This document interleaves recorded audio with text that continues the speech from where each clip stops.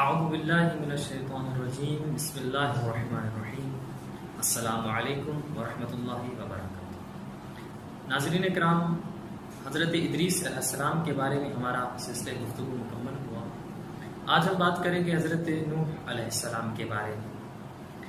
حضرت نوح علیہ السلام کے بہت سے نام ہیں اور مختلف زبانوں میں ان کو مختلف ناموں سے یاد کیا جاتا ہے۔ اہل عرب لوگ ان کو عبد الغفار، عبد الاعلی اور عبد الملک کے نام سے یاد کرتے ہیں، اور قرآن مقدس نے ان کا جو نام ذکر کیا وہ نام نوح قرآن میں جو ذکر ہوا، جیسے کہ آیہ مجیدہ میں ارشاد رب العزت ہے سلام علی نوح فی العالمین،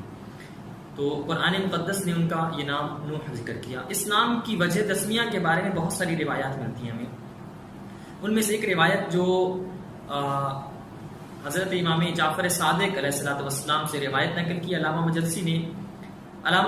نے جو روایت نقل کی اس کے مطابق امام صادق علیہ السلام نے فرمایا کہ آپ کا نام نوح اس لیے رکھا گیا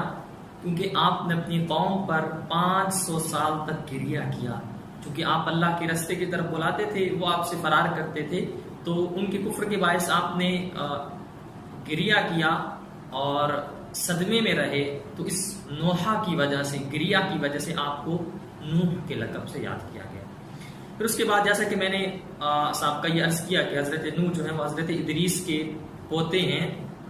تقریباً 2 پشتیں، درمیان میں 2 پشتوں کے بعد آپ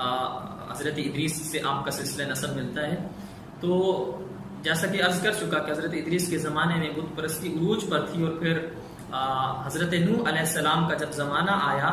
تو اللہ تبارک و تعالیٰ نے پھر حضرت نوح کو مبعوث برسالت کیا، اور حکم الہی ہوا کہ تمہیں قابیل کی اولاد پر مبعوث برسالت کیا گیا ہے، اور انہیں راہ راست پر لانے کی ذمہ داری تمہاری ہے۔ اس کے بعد حضرت نوح علیہ السلام پر جب پہلی وحی نازل ہوئی، اس کے بعد جبرائیل آیا اور یہ پیغام لایا کہ اب آپ کی نبوت کا آغاز ہو گیا اور اپنی ذمہ داریوں کو انجام دیجیے۔ اور پھر ساتھ میں ایک بات بتائی، چونکہ حضرت نوح علیہ السلام بہت مایوس تھے، چونکہ روایات میں بہت سارا ہے کہ آپ کو جب نبوت عطا کی تو کافی سال گزر چکے تھے آپ کے، بعض کے مطابق 200 سال، بعض کے مطابق 250 سال، 300 سال، مختلف روایات ہیں کہ جب آپ کو نبوت پر فائز کیا گیا۔ تو جب جبرائیل آیا تو اس وقت آپ بہت مایوس تھے لوگوں کی حالت دیکھ کر، تو اس وقت حضرت جبرائیل نے کہا کہ پریشانی کی ضرورت نہیں ہے، آپ جب پیغام اپنا پہنچائیں گے تو ان میں ایک عورت ہوگی عمورہ بن زمران بن ادریس، جو حضرت ادریس کی پوتی تھی، جب آپ اعلان کریں گے تو سب سے پہلے وہ آپ کی نبوت پر ایمان لے آئے گی اور وہی آپ کی زوجہ قرار پائے گی۔ اور پھر روایت کہتی ہے کہ حضرت نوح علیہ السلام جب بستی والوں کی طرف گئے تو 70,000 کے قریب لوگ اکٹھے تھے، ان کے خاص کوئی عید کا دن تھا، وہ بتوں کی عبادت کر رہے تھے، تو اس وقت حضرت نوح نے پکار کے کہا لا الہ الا اللہ، کہ جن کی تم عبادت کر رہے ہو کہ تو بے جان بت ہیں، نہ تمہیں کوئی فائدہ دے سکتے ہیں نہ تمہیں کوئی نقصان پہنچا سکتے ہیں، یہ خدا جس کی طرف میں تمہیں بلا رہا ہوں وہ وحدہ لا شریک ہے، اس کے علاوہ کوئی بھی عبادت کے لائق نہیں۔ جب حضرت نوح نے ان کو دعوت دی تو وہ کہنے لگے، اب جب حضرت نوح آئے تو ہوا کیا، یعنی ایک لرزہ سا طاری ہوا ان لوگوں میں، اور جس آتش کدے میں وہ موجود تھے اس کی آنکھ ٹھنڈی ہو جاتی ہے۔ یہ منظر دیکھ کر لوگ حیران ہوتے ہیں اور پوچھتے ہیں کہ تم کون ہو؟ کہا میں نوح ہوں، اللہ کا فرستادہ ہوں، خدا کا بھیجا ہوا نبی اور رسول ہوں، تمہاری ہدایت کے لیے آیا ہوں، تمہیں راہ راست پر لانے کے لیے آیا ہوں، اور تمہیں باخبر کرتا ہوں کہ اگر تم راہ راست پر نہ آئے تو اللہ کا عذاب تم پر آ جائے گا اور پھر تم پچھتاؤ گے۔ جب حضرت نوح نے لوگوں کو بلایا تو اس وقت سب سے پہلے جس نے آواز سنی اور آپ کی آواز پہ لبیک کہا وہ وہی عورت تھی عمورہ بن زمران، جو بعد میں پھر آپ کی زوجہ قرار پائی، وہ اسی وقت آپ پر ایمان لے آتی، اور پھر اس طرح سے حضرت نوح کا تبلیغ کا یہ سلسلہ آگے بڑھتا ہے۔ آپ کی 2 بیویاں تھیں، ایک جس کا میں نے ذکر کیا، اس کی نسل سے اس کے بطن سے ایک بیٹا پیدا ہوا جس کا نام سام تھا، جس سے حضرت نوح علیہ السلام کا سلسلہ یہ آگے چلا، سلسلہ نسب۔ ایک دوسری بیوی تھی، بعض روایات نے داعلہ ذکر کیا اور بعض نے رابعہ کے نام سے ذکر کیا، ان کی دوسری بیوی کہ جن سے دوسرے بیٹے پیدا ہوئے، جو کہ ایک بیٹا کنعان تھا کہ جو کشتی میں سوار نہیں ہوا تھا، اور اس کی یہ زوجہ یہ بھی کشتی میں سوار نہیں ہوئی تھی، اور دونوں کافر ہو گئے تھے اور پھر طوفان نوح میں غرق ہو کر مر گئے تھے۔ ناظرین کرام، اللہ تبارک و تعالی نے حضرت نوح علیہ السلام کو 10 خصوصیات سے نوازا۔ ان میں سب سے پہلی خصوصیت یہ کہ حضرت نوح علیہ السلام نبی اور رسول ہونے کے ساتھ ساتھ پہلے وہ نبی ہیں جو اولو العزم نبی قرار پائے. یعنی اس سے پہلے حضرت آدم، حضرت شیس، حضرت ادریس ہیں، لیکن حضرت نوح وہ پہلے نبی ہیں جو اولو العزم، یعنی 313 رسولوں میں سے جو 5 اولو العزم ہیں ان میں سے سب سے پہلے جو اولو العزم نبی ہیں وہ حضرت نوح علیہ السلام ہیں. دوسری خصوصیت اللہ تبارک و تعالیٰ نے یہ عطا کی، چونکہ طوفان نوح کے بعد حضرت آدم کی جو اولاد تھی ان میں سے صرف حضرت نوح اور ان کی 3 اولادیں باقی رہیں، باقی ساری اولاد غرق ہو کر مر گئی اس پوری کائنات. جیسے کہ ظاہر ہے آپ ناظرین بہتر جانتے ہیں کہ وہ بہت بڑا عذاب تھا خدا کی طرف سے، بہت بڑا طوفان تھا کہ کشتی نوح میں سوار ہونے والے ہی بچے اور اس کے علاوہ سب غرق ہو کر مر گئے. تو اس میں سے حضرت نوح باقی تھے اور ان کی 3 اولادیں باقی تھیں. تو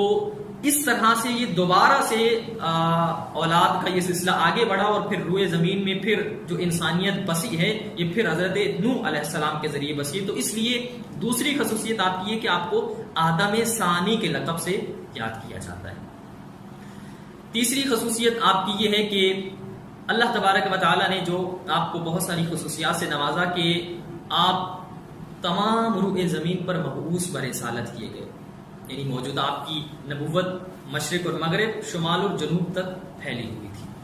چوتھی خصوصیت یہ کی کہ آپ نے تمام لوگوں کے اور تمام مخلوقات کے کافر ہو جانے پر شدید صدمہ تھا آپ کو اس بات کا، اور آپ نے شدید نوحہ کیا اس بات پہ، جیسے کہ روایت میں ملتا ہے، جیسے میں نے کہ ابھی عرض کیا کہ آپ کی وجہ تسمیہ نوح کی وجہ تسمیہ بھی یہی تھی کہ آپ نے بہت نوحہ کیا اپنی قوم پر. اس کے علاوہ آپ کی 5ویں خصوصیت یہ تھی کہ روئے زمین پر آپ جیسے کہ عرض کیا کہ آپ کو مبعوث پر رسالت کیا گیا اور تمام لوگوں پر آپ کی نبوت تھی. حضرت نوح علیہ السلام کو کہ بددعا کرنے پر پوری قوم غرق ہو جاتی ہے. یہ حضرت نوح کی خصوصیت ہے. جیسے کہ میں نے ابھی عرض کی کہ بہت بڑا عذاب تھا تو آپ کی کشتی میں سوار ہونے والے ہی بچے، اس کے علاوہ باقی سارے غرق ہو کر مر گئے. تو پہلے وہ نبی ہیں کہ جن کی بددعا سے پوری امت غرق ہو جاتی ہے. اس کے علاوہ اگلی خصوصیت آپ کی یہ ہے کہ جب پروردگار کی بارگاہ میں سب لوگ حاضر ہوں گے، تمام انبیاء و مرسلین بھی، تو پیغمبر گرامی اسلام کے بعد سب سے پہلے جو اس زمین سے مبعوث ہوں گے، زمین سے برآمد ہوں گے، وہ سب سے پہلے حضرت نوح علیہ السلام ہوں گے. اس کے بعد اگلی خصوصیت یہ کہ اللہ تبارک و تعالیٰ نے تمام انبیاء میں سے سب سے زیادہ عمر حضرت نوح علیہ السلام کو عطا کی. انشاءاللہ ہم آگے عرض کریں گے کہ آپ کی عمر تقریباً 2500 سال تھی حضرت نوح علیہ السلام کی عمر. تو سب سے زیادہ عمر انبیاء میں اللہ نے حضرت نوح کو عطا کی. اس کے علاوہ اگلی خصوصیت یہ تھی کہ آپ تمام انبیاء میں طویل العمر ہونے کے باوجود بھی آپ کے جسم میں بزرگی اور بڑھاپے کے کوئی آثار نظر نہیں آتے تھے. یعنی اس قدر طویل عمر بھی تھی لیکن اس کے باوجود بھی آپ ایک جوان نظر آتے تھے، بڑھاپے کے کوئی آثار نہیں تھے. اس کے علاوہ اگلی خصوصیت اللہ نے جو آپ کو عطا کی، جیسے کہ میں نے عرض کیا کہ 10 کے قریب خصوصیات تھیں آپ کی. ان میں سے اگلی خصوصیت یہ تھی کہ اللہ تبارک و تعالیٰ نے آپ چونکہ عبادت کی طرف بہت شغف رکھتے تھے اور سارا دن شب و روز آپ لوگوں کو تبلیغ بھی کرتے تھے، اللہ کی طرف بلاتے تھے، اس کے باوجود اللہ کی عبادت سے کبھی غافل نہیں ہوئے اور ایک دن میں 700 رکعت نماز ادا کیا کرتے تھے اور خدا کی عبادت کیا کرتے تھے. اور پھر آخری خصوصیت یہ کہ اللہ نے جو آپ کو عطا کی کہ آپ اس قدر مصائب کے باوجود بھی صبر و استقامت کے ساتھ اللہ کا یہ پیغام لوگوں تک پہنچاتے رہے. بہت مشکلات آئیں، بہت مشکلات برداشت کی، اور روایات کیا کہتی ہیں کہ 950 سال، قرآن کی آیت بھی ہے کہ 950 سال آپ نے تبلیغ دین کی ہے لیکن اس کے باوجود صرف 80 کے قریب لوگ مسلمان ہوتے ہیں. تو کس قدر صبر آزما یہ منظر تھا کہ اتنے سال محنت کرنے کے بعد بھی صرف 80 لوگ مسلمان، ہزاروں کی تعداد میں لوگ ہیں، فقط 80 لوگ آپ کی بات ماننے کو تیار ہیں. تو اس قدر شدید مسائل میں بھی آپ نے ہمیشہ استقلال کے ساتھ، صبر کے ساتھ، تحمل کے ساتھ اپنی ذمہ داری کو پورا کیا اور یہی کہتے تھے لا الہ الا اللہ، کہ تم لا الہ الا اللہ پڑھو، تم فلاح پا جاؤ گے، تم کامیاب ہو جاؤ گے. تو ناظرین، ہمیں حضرت نوح کی زندگی سے یہ سبق ملتا ہے کہ اگر تم کسی اچھے کام کی طرف جانا چاہتے ہو،